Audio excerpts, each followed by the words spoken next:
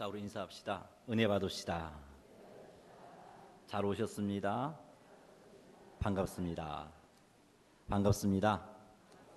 할렐루야. 네. 오늘은 예배에 대해서 우리 한번 생각을 하고자 합니다. 성경을 보면은 하나님께서 기뻐 받으시는 예배가 있고 또 정성을 다하고 힘을 다하여 드렸음에도 불구하고 하나님께서 그 예배를 받지 않으시는 그런 예배가 나옵니다. 이스라엘이 타락했을 때의 모습입니다. 어떤 경우는 참 하나님께 제물로 드릴 수 없는 그런 제물을 가지고 예배하는 경우도 있었지만 어떤 경우에는 가장 좋은 것으로 하나님 앞에 예배를 드렸습니다. 그럼에도 불구하고 하나님은 그 예배를 받지 않으신 경우도 있습니다. 하나님께서 받으시는 예배를 드리는 자는 하나님과의 친밀한 교통을 누리게 되어 있습니다. 예배를 통해서 하나님을 만납니다. 예배를 통해서 하나님을 만남으로 인해서 그 마음에 기쁨과 평강과 소망이 생깁니다. 뿐만 아니라 사명도 깨닫게 됩니다. 하나님의 살아계심을 경험하게 되고요. 하나님께서 기뻐하시는 삶을 살아갈 수 있는 힘과 지혜와 능력도 공급받게 됩니다. 나아가 참으로 행복한 삶, 그리고 하나님께 상급받는 삶을 멋지게 살 수 있습니다. 그러나 하나님께서 받지 않으시는 예배를 드리는 자는 예배를 드려도 하나님과의 친밀한 교통을 누리지 못합니다. 예배를 드려도 하나님을 만나지 못합니다. 예배를 드렸지만 하나님께서 살아계심을 경험하지 못합니다. 예배를 드려도 기쁨도 없습니다. 평강도 없습니다. 소망도 없습니다. 지친 모습으로 올라왔으면 지친 모습으로 내려갑니다. 화나고 마음 상한 모습으로 올라왔으면 그 모습으로 내려갈 수밖에 없습니다. 소망 없는 모습으로 올라왔다면 그런 모습으로 밖에 돌아갈 수 없습니다. 하나님께서 기뻐하시는 삶을 살 수 있는 지혜도 능력도 공급받을 수가 없습니다. 그러니 자신의 힘과 자신의 경험과 자신의 지혜로 살아갈 수밖에 없지 않습니까? 자신의 힘과 자신의 경험과 자신의 지혜라고는 유한한 것인데 그 유한한 것으로 우리의 인생을 살아가려고 하니 얼마나 힘들겠습니까?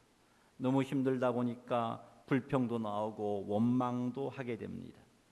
하나님께 책망 듣는 삶도 살게 되고 예수님을 믿지만 기쁨도 없습니다. 행복하지 않습니다. 그냥 그렇게 교회만 왔다 갔다 하는 종교인의 삶을 살 뿐입니다. 그래서 오늘은 우리가 하나님 앞에 예배를 드릴 때 우리 예배가 하나님께 드려지는 예배가 되어질 수 있게끔 말씀을 한번 살펴보고자 합니다. 이왕에 우리가 예배를 드린다면 하나님께서 받으시는 예배를 드려야 합니다. 우리 예배가 오늘 이 시간을 통해서 하나님께서 받으시는 예배로 그렇게 바뀌어지고 혹은 우리의 예배가 하나님께서 받지 않으시는 예배였다면 그 예배를 하나님께서 받으시는 예배로 고치게 되는 그런 시간이 오늘 이 말씀을 통해서 우리에게 그런 시간이 되었으면 좋겠습니다. 우리 이 시간을 통해서 우리의 예배가 하나님께서 받으시는 예배가 되기를 주님의 이름으로 축원합니다. 자, 오늘 본문을 보면은 이스라엘의 예배에 대한 하나님의 평가가 나옵니다. 하나님께서 이스라엘의 예배에 대해서 어떻게 평가하시는지 한번 살펴보겠습니다. 방송실 PPT 좀 옮겨주세요. 이사야 1장 11절 말씀 한번 찾아보겠습니다. 성경을 보십시다. 이사야 1장 11절입니다.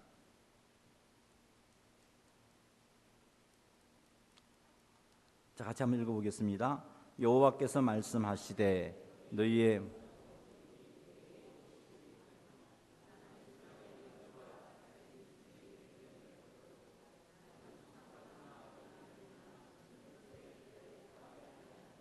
아멘. 자, 이 11절 말씀을 보면은 하나님께서 이스라엘의 예배에 대해서 평가하시기를 이렇게 평가하고 계십니다. 기뻐하지 아니하노라. 이스라엘이 하나님께 예배를 드렸습니다. 무수한 재물을 가지고 하나님께 드렸습니다. 그런데 하나님이 말씀하시기를 기쁘지 않다라고 말씀하십니다. 순양의 번제와 살찐 균성의 기름을 주께 드렸습니다. 하나님 평가하시기를 기쁘지 않다, 내가 기뻐하지 아니한다라고 말씀하셨습니다. 이사야서 1장 12절 말씀도 한번 읽어보겠습니다. 성경을 보고 한번 읽어보겠습니다. 너희가 내 앞에 보이러 오니 이것을 누가 너희에게 요구하였느냐? 내 마당만 밟을 뿐이니라. 아멘. 이 12절에서 하나님이 이스라엘의 예배에 대해서 평가하시는데 내 마당만 밟을 뿐이니라 라고 그렇게 말씀하십니다. 12절의 우리말 번역은 이스라엘의 예배가 아무런 의미 없는 마당만 밟는 예배이구나라는 느낌이 듭니다만은 원어의 의미는 밟는다는 의미가 단순히 밟는다는 의미가 아니고요, 모욕적으로 짓밟는다는 의미입니다. 하나님이 이스라엘 예배를 받으실 때 어떤 생각을 가지셨냐? 이들이 나를 모욕한다라고 생각한 것이죠. 하나님은 12절에서 이스라엘의 예배를 이렇게 평가하셨습니다. 그들의 예배는 나를 모욕하는 예배다라고 평가하고 계십니다. 13절 말씀도 한번 읽어보겠습니다. 헛된 재물을 다시 가져오지 말라. 분양은 내가 가정이 여기는 바요. 월삭과 안식일과 대의로 모이는 것도 그러하니 성애와 아울러 악을 행하는 것을 내가 견디지 못하겠노라. 아멘. 13절에서 찾아볼 수 있는 예배에 대한 평가는 헛된 재물이다, 헛되다는 거죠. 또 가정이 여긴다, 하나님께서 그 예배를 가정이 여기신다고 하시고 견딜 수가 없다, 이스라엘의 예배에 대해서 견딜 수가 없다라고 하나님께서 말씀하고 계십니다. 14절 말씀도 한번 읽어보겠습니다. 내 마음이 너희의 월삭과 정한 절기를 싫어하나니 그것이 내게 무거운 짐이라 내가 지기에 곤비하였느니라. 아멘. 14절에 나타난 예배에 대한 평가는 싫다는 거죠. 싫다. 너희의 월삭과 정한 절기를 내가 싫어한다. 하나님 그 예배를 싫어하신다고 하셨고, 또 무거운 짐이다. 너희의 예배가 내게 무거운 짐이고 내가 그 무거운 짐을 지기에 지쳤다라고 하나님께서 말씀하고 계십니다. 13절과 14절에서 하나님께서 견디지 못하겠다라는 말씀을 하시고 또 내가 지기에 곤비하다고 말씀을 하셨는데, 이것은 더 이상 참지 않고 내가 심판하겠다라는 하나님의 것을 보여주는 표현이기도 하십니다. 우리 하나님은 노하기를 더디하시는 분이시고 자비와 긍휼이 풍성하신 분이시고 인자하심이 한이 없는 분이십니다. 그럼에도 불구하고 이제는 견디지 못하겠다 하시죠. 이렇게 자비가 풍성하신 하나님께서 견디지 못하겠다라고 말씀하시는 것을 볼 때 당시에 이스라엘이 드린 예배가 얼마나 하나님의 마음을 아프게 했고 하나님께서 싫어하시는 예배였는가 하는 것을 알 수 있습니다. 사랑하는 성도 여러분, 이스라엘의 예배에 대해서 하나님께서 이렇게 평가하셨는데 내게 무거운 짐이고 나를 모욕하는 것이고 내가 견딜 수가 없고 가증하다라고 말씀하셨는데, 이런 평가를 이스라엘에 대해서 예배에 대해서 이렇게 평가를 내리신 하나님께서 우리가 드리는 예배에 대해서 어떻게 평가할 것이라고 생각을 합니까? 내가 드리는 예배에 대해서 하나님께서 어떻게 평가하실 것 같습니까? 이스라엘의 예배에 대해서 하나님께서 왜 이런 평가를 하셨을까를 한번 생각해 보겠습니다. 13절 말씀 다시 한번 읽어보겠습니다. 이사야 1장 13절입니다. 헛된 재물을 다시 가져오지 말라. 분양은 내가 가정이 여기는 바요. 월삭과 안식일과 대의로 모이는 것도 그러하니 성애와 아울러 악을 행하는 것을 견디지 못하겠노라. 아멘. 왜 하나님께서 이스라엘의 예배에 대해서 이렇게 평가하셨느냐? 그것은 성애와 아울러 악을 행했기 때문입니다. 다시 말해서 예배를 드리면서도 여전히 악을 행하는 삶을 살았다는 거죠. 예배드리러 나오면서도 죄를 짓고 있었다는 것입니다. 죄를 짓는 삶을 멈추지 않았다는 것이죠. 하나님 앞에 예배의 삶을 빼먹지는 않았는데 여전히 악을 행하는 그들의 모습이 하나님에게 그들의 예배에 대하여 이런 평가를 하게 만든 겁니다. 15절 말씀도 한번 읽어보겠습니다. 너희가 손을 펼 때에 내가 내 눈을 너희에게 가리고 너희가 많이 기도할지라도 내가 듣지 아니하리니 이는 너희의 손에 피가 가득함이라. 자, 여기에서 볼 수 있는 것은 이스라엘 백성들의 손에 피가 가득하다라는 말씀이 있습니다. 이런 삶을 살았기 때문에 하나님께서 그들의 예배를 그렇게 악평하신 것이죠. 이스라엘의 손에 피가 가득하다는 말은 사람의 생명을 해하는 살인과 같은 극악한 죄를 이스라엘이 많이 지었다는 것입니다. 예를 든다면 이웃으로 하여금 죄를 짓게 만들어서 하나님 앞에 바르게 서지 못하게 한다든지, 내가 그들에게 상처를 주어서 그들이 하나님을 믿는 믿음을 포기하도록 만든다든지, 이웃에게 모욕을 주어서 인격적인 큰 상처를 주게 만든다든지, 이런 행동을 이스라엘이 수없이 했다는 겁니다. 자기의 욕심을 채우기 위해서. 또 한 가지 의미는, 손에 피가 가득하다는 또 한 가지 의미는 그 피를 씻지 않았다는 의미입니다. 하나님께 나오는데도 여전히 손에 피 묻은 모습으로 나왔다는 거죠. 그 피를 씻지 않았다는 거죠. 그게 무슨 말이냐? 회개하지 않았다는 겁니다. 하나님 앞에 나올 때 거룩하신 하나님 앞에 나옴에도 불구하고 그가 짓는 죄가 너무 일상적인 행동이다 보니까, 의뢰하는 행동이다 보니까, 늘 그렇게 살다 보니까 이 문제에 대해서 심각하게 생각하지 않고 그냥 그 모습으로 하나님 앞에 나와서 예배를 드리고 있었던 것입니다. 그래서 하나님께서는 이스라엘의 예배에 대해서 실정하는 것이죠. 그들은 예배로 나를 모욕하는 것이다 라고 하나님께서 말씀을 하신 것입니다. 왜 하나님께서 이스라엘의 예배에 대해서 악평을 하셨는가? 16절 말씀도 한번 읽어보겠습니다. 너희는 스스로 씻으며 스스로 깨끗하게 하여 내 목전에서 너희 악한 행실을 버리며 행악을 그치고. 아멘. 이 16절에서 찾아볼 수 있는 이스라엘의 예배가 악평을 들었던 이유는요, 그들이 하나님의 목전에서 악한 행실을 하였기 때문이다 하는 것을 알 수 있습니다. 하나님의 목전에서 행악을 행했습니다. 하나님은 안 계시는 곳이 없으신 분이죠. 어디든 계십니다. 성전에만 계시는 것이 아니죠. 이스라엘 백성 그 시대에 성전에만 하나님이 계신 것이 아니었습니다. 성전에도 계셨지만 그들의 가정에도 하나님은 계셨고, 그들의 삶의 터전 속에서도 하나님은 계셨습니다.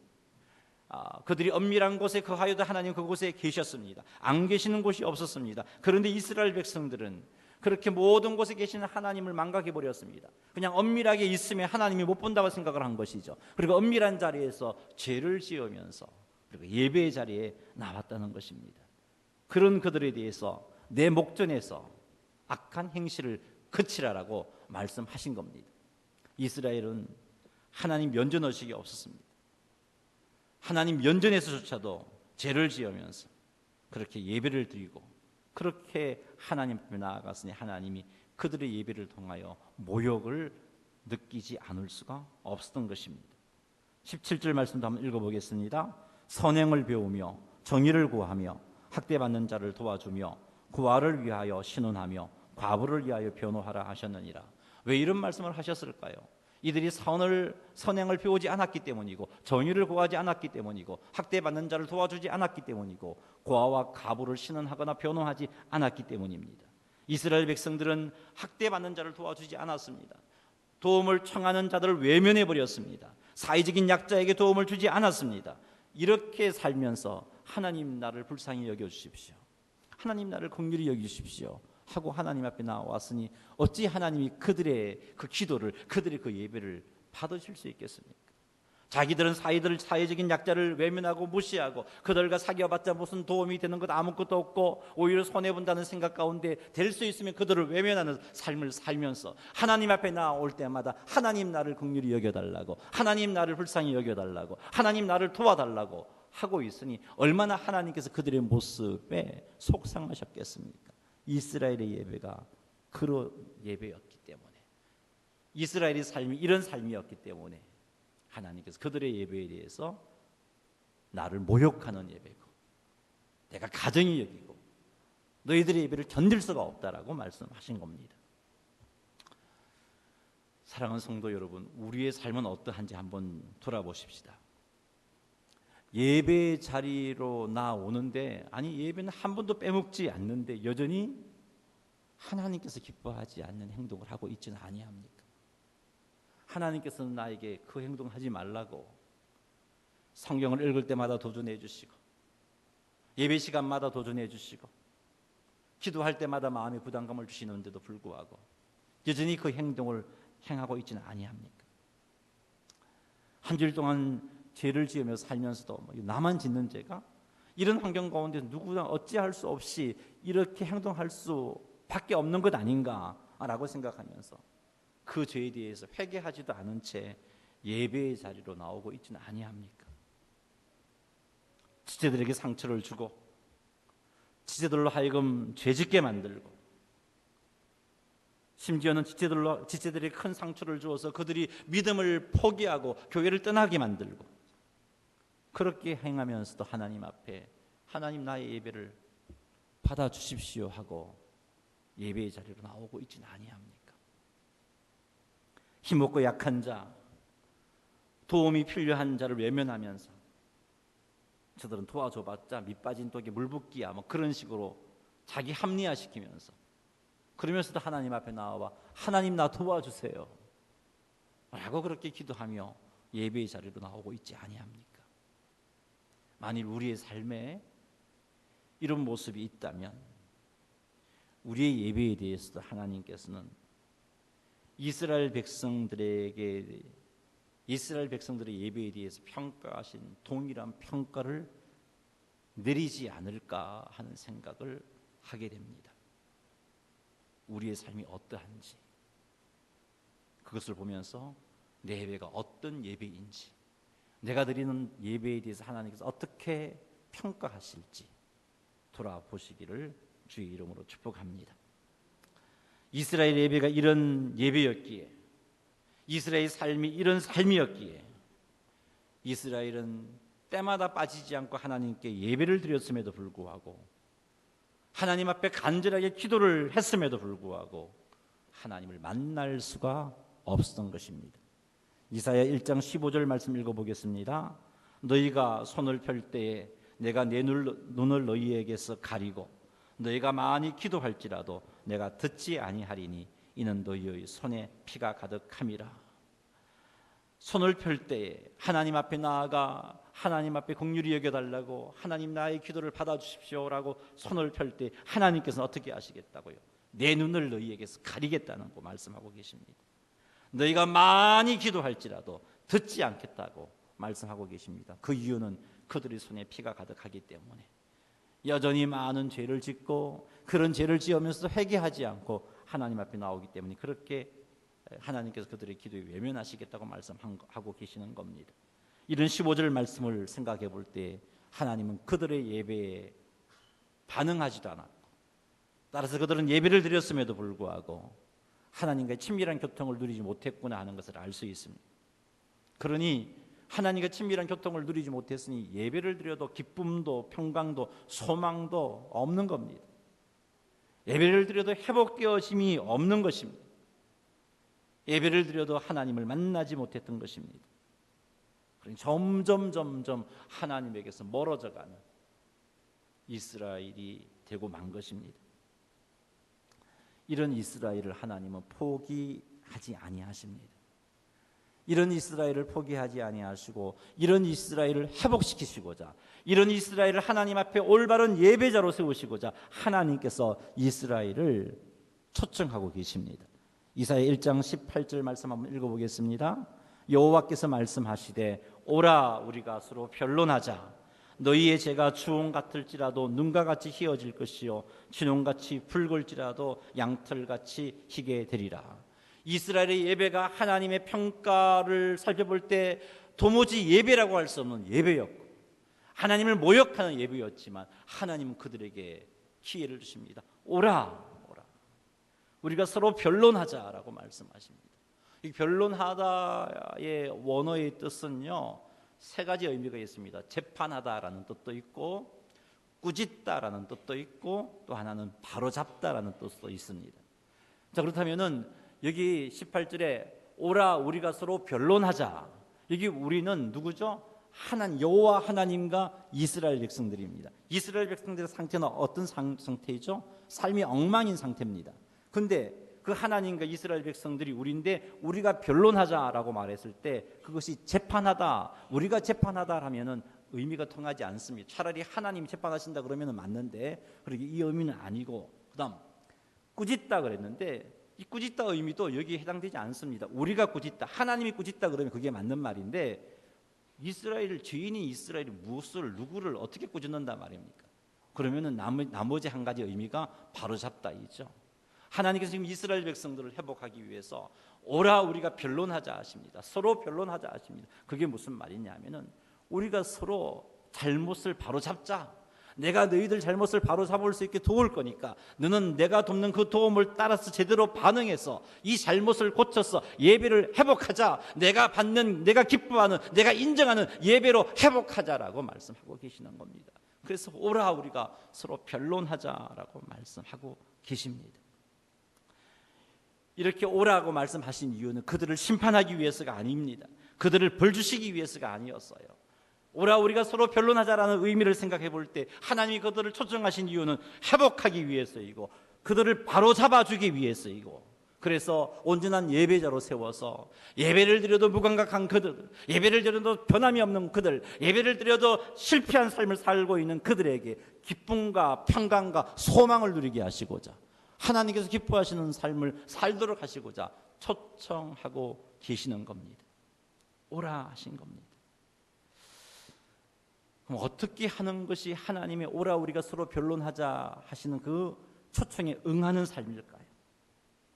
하나님이 초청에 응하기만 응한다면 1장 18절에 나와 있듯이 어떤 일이 일어났냐 하면 너희 죄가 주홍 같을지라도 눈과 같이 희어질 것이요 진홍같이 붉을지라도 양털같이 희게 되리라 라고 약속해 주셨는데, 하나님의 초청에 응하기만 한다면 우리의 삶이 변화가 되고, 우리의 삶이 변화가 된다면 우리가 드리는 예배에 대해서 하나님이 기뻐 인정하시는 예배가 되어질 텐데, 그럼 도대체 응하는 것이, 하나님의 초청에 응하는 것이 어떤 것일까? 그것은요 1장 16절 말씀을 통해서 생각해 볼 수 있습니다. 한번 읽어보죠. 너희는 스스로 씻으며 스스로 깨끗하게 하여 내 목전에서 너희 악한 행실을 버리고 행악을 그치고. 아멘. 두 가지입니다. 16절에서 살펴볼 수 있는 하나님의 초청에 응하는 행동은 두 가지인데, 하나는 스스로 씻으며 스스로 깨끗하게 하는 것입니다. 이게 무엇을 의미하냐 하면은 윤리적인 성결을 추구하는 삶입니다. 믿음으로 구원 얻는데 대충 살아도 되지, 이것 아니에요. 하나님 내가 거룩하니 너희도 거룩하라 하신 이유가 뭘까요? 우리가 은혜로 구원함을 얻었다고 마음대로 죄짓고 살아도 된다는 것 아니라는 거죠. 내가 거룩하니 거룩한 모습으로 나오라는 겁니다. 우리의 예배가 온전한 예배로 회복되어지기를 원하신 하나님께서 우리가 서로 바로잡자라고 말씀하시며 도전하시는 도전이 윤리적인 성결을 추구하라는 겁니다. 사람이 보지 않는다고, 사람은 보지 않아도 하나님 면전에 있잖아요. 우리가 그걸 생각하면서 윤리적인 성결을 추구하라는 겁니다. 세상의 도덕적인 윤리가 타락해서 그 도덕을 이야기하고 윤리를 이야기하면 좀 고리타분해 보이는 그런 환경이라 할지라도 하나님은 그것 아니고 성결을 추구하라라고 요구하시는 겁니다. 오라 우리가 서로 변론하자라는 하나님의 초청에 응하는 삶은요, 우리의 삶 가운데 도덕적인 성결을 추구하는 행동을 하는 것입니다. 두 번째는요, 너희 악한 행실을 버리고 행악을 그치고입니다. 하나님 목전에서, 내 목전에서 너희 악한 행실을 버리며 행악을 그치고 말씀하시는데, 하나님 면전의식을 가지고 두려운 마음으로 내가 지금까지 짓고 있던 악한 행실과 행악을 멈추는 겁니다. 멈추는 거예요. 그것이 하나님의 초청에 응하는 겁니다. 하나님은 사랑의 하나님이니까, 하나님은 내가 연약한 걸 아니까 이런 행동해도 또 뭐 용서해 주시겠지. 그리고는 또 그 모습으로 주님 앞에 나오고, 또 그 모습으로 주님 앞에 나오면 우리 하나님이 우리의 예배에 대해서 이스라엘에게 내린 평가를 하지 않을 수가 없는 겁니다. 하나님께서는 우리가 윤리적인 성결을 추구하고 하나님 면전의식을 가지고 하나님을 두려워하는 마음으로 우리의 악한 행실을 그치는 행동으로 하나님의 초청에 응하기를 원하고 계십니다. 17절 말씀도 한번 읽어보겠습니다. 선행을 배우며 정의를 구하며 학대받는 자를 도와주며 구하를 위하여 신원하며 가부를 위하여 변호하라 하셨느니라. 하나님의 초청을 응하는 또 다른 모습은요, 선행을 배우는 겁니다. 이 선행을 배운다는 말은 올바르게 행하라는 겁니다. 잘못된 행동을 그치고 거기서 한 걸음 더 나아가 올바르게 행하라는 겁니다. 앞에서는 이제 멈추는 것, 행악을 멈추는 것으로 말씀하셨는데 이제는 한 걸음 더 요구하는 거죠. 그 행악을 멈추는 것에 만족하지 말고 올바르게 행동하라고 말씀하고 계신데, 그렇게 하나님 말씀에 쫓아 잘못을 그치고 하나님께서 기뻐하시는 행동으로 한 걸음 내디디는 것이 초청에 응하는 것입니다. 또 17절에서 볼 수 있는 것은 정의를 구하는 것입니다. 이 정의를 구한다는 것은 법적인 기준에 저촉되지 않는 바른 삶을 의미합니다. 근데 여기서 법은요, 하나님 말씀입니다. 하나님 말씀에 저촉되지 않는 바른 삶을 이야기합니다. 세상 법이 어떤 말을 하든지 그건 중요하지 않은 거예요. 세상 법은 이건 죄가 아니라 이게 중요하지 않는 거예요. 세상 문화가 그건 죄가 아니라 그게 중요하지 않는 거예요. 하나님 말씀에 비추어서 아니라 하면 아닌 거고 죄라면 죄라는 것이죠. 그것을 기억하면서 말씀에 저촉되지 않게 바른 삶을 사는 것이 하나님의 초청에 응하는 것입니다. 세상 사람들이 아무런 꺼리낌 없이 하는 행동이라 할지라도 하나님의 말씀이 아니라고 하면 행하지 않는 삶을 사는 것이 정의를 구하는 겁니다. 성경 모든 것을 살펴봐도 수많은 성경 구절 가운데 단 한 번 말씀하신 말씀이라 할지라도 중요하지 않은 거예요. 단 한 번 말씀하신 건데, 그렇게 생각하면서 이런 하나님이 금하신 것을 행하는 것은 정의를 구하는 게 아닙니다. 단 한 번 하신 말씀이라 할지라도 하나님 말씀에 저촉되지 않게 바르게 살아가는 것이 정의를 구하는 것입니다. 그리고 하나님 초청에 응하는 것은 고아를 위하여 신원하며 과부를 위하여 변호하라 하신 말씀처럼 나에게 도움을 요청하는 자, 우리의 도움이 필요한 자를 외면하지 않고 도와주는 삶을 사는 것이 하나님의 초청에 응하는 것입니다. 우리의 예배를 예배되게 만드는 행동이고 하나님께서 기뻐 받으시는 예배로 세우는 행동입니다. 19절 말씀, 마지막으로 19절 말씀 한번 읽어보겠습니다. 너희가 즐겨 순종하면 땅의 아름다운 소산을 먹을 것이요. 아멘. 여기서 발견할 수 있는 하나님 초청에 응하는 태도는요, 즐겨 순종하는 것입니다. 초청에 응하는 것은요, 내 행동을 후회하는 것으로 끝내는 것이 아닙니다. 잘못했습니다 하고 시인하는 것으로 행동을 끝내는 것이 아닙니다. 후회도 해야 하고요, 나의 잘못도 시인도 해야 하고요, 하나님의 말씀을 따라 돌이켜야 하고 즐겨 순종하는 것이 하나님의 초청에 응하는 것입니다. 이렇게 하나님의 초청에 응하면 하나님이 약속하셨습니다. 19절 하반절에 나와 있듯이 땅의 아름다운 소산을 먹을 것이요 라고 그렇게 말하고 있습니다.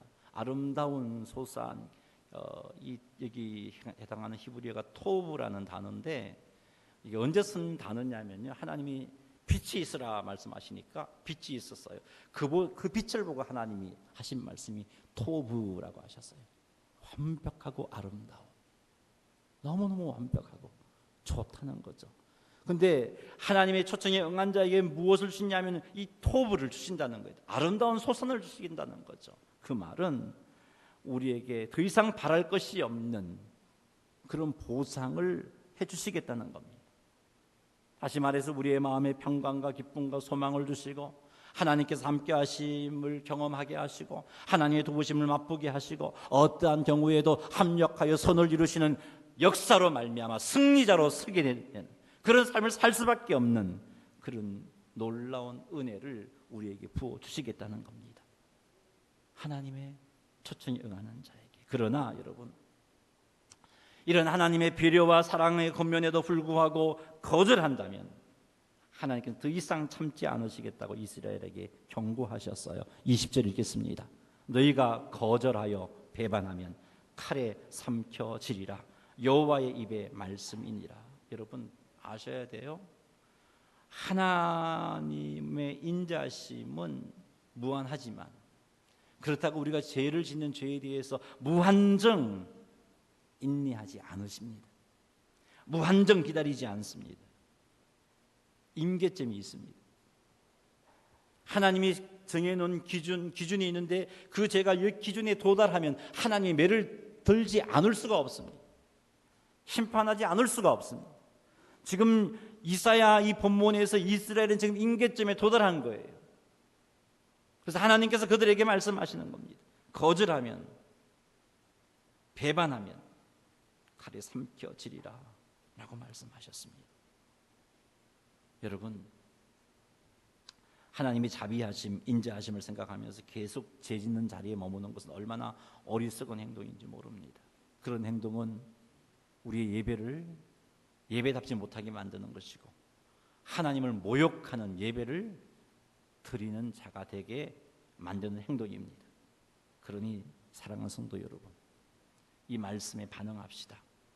이런저런 이유와 핑계를 대면서 자꾸 죄짓는 하나님의 말씀에 저촉되는 자리에 머물지 말고 나에 대한 인내가 혹 오늘이 그 임계점에 다다란 날인지 우리 어찌 압니까? 아무도 모르잖아요. 그러니 내게 들려진 말씀 앞에 반응합시다. 즐겨 순종합시다. 죄를 시인하는 것으로 만족하지 말고 멈추고 한 걸음 더 나아가 선을 행하고 정의를 구하고 연약한 자들과 도움이 필요한 자를 도와주면서 이 말씀에 즐겨 순종함으로 우리의 예배를 예배다운 예배로 회복하시는 여러분 되시기를 주의 이름으로 축복합니다. 말씀을 맺습니다. 우리의 예배를 보시고 나의 예배를 보시고 하나님께서 어떻게 평가하실까? 혹 하나님의 평가가, 나의 예배에 대한 하나님의 평가가 오늘 본문이 나타난 이스라엘의 예배에 대한 평가와 동일할 것 같다면 오늘 사랑하는 성도 여러분, 오라 우리가 서로 변론하자 하신 주님의 초청에 응하시는 여러분 되시기를 주의 이름으로 축원합니다. 하나님의 마음을 아프게 한 행동, 죄인 것 같기도 하고 아닌 것 같기도 했는데 말씀을 보니까 이게 죄인 것, 그런 행동, 하나님께서 기뻐하지 않는 행동, 이제는 멈춥시다. 그칩시다. 그리고 그것을 죄로 시인하고 하나님께 회개합시다. 회개란 뉘우치는 것으로 끝나는 것이 아닙니다. 회개란 자신의 죄를 시인하고 용서해 달라는 기도로 끝이 나는 것이 아닙니다.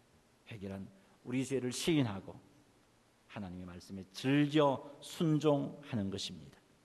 이 시간 우리의 예배가 하나님께서 기뻐 받으시는 예배가 되기 위해서 그쳐야 할 나의 행동은 없는지 한번 살펴봅시다. 멈춰야 할 나의 행동은 없는지, 그리고 그런 행동이 깨달아진다면 이젠 이런저런 핑계 대지 맙시다. 하나님의 말씀에 즐겨 순종합시다. 그럴 때 우리 하나님께서 땅의 아름다운 소산을 먹으리라 하신 약속의 복을 우리에게 누리게 하실 것입니다. 또 한 가지 우리가 기억해야 할 것은 하나님께서 기뻐하시는 온전한 예배가 되기를 원한다면 하나님 면전 의식을 가져야 합니다.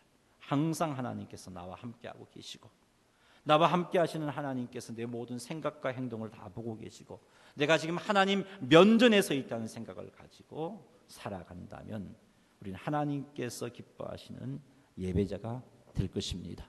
이렇게 행동하여 이 시간 이후로 하나님께서 기뻐하시는 예배자, 하나님이 받으시는 예배를 드리는 예배자가 되시는 여러분들이 다 되시기를 주님의 이름으로 축원합니다.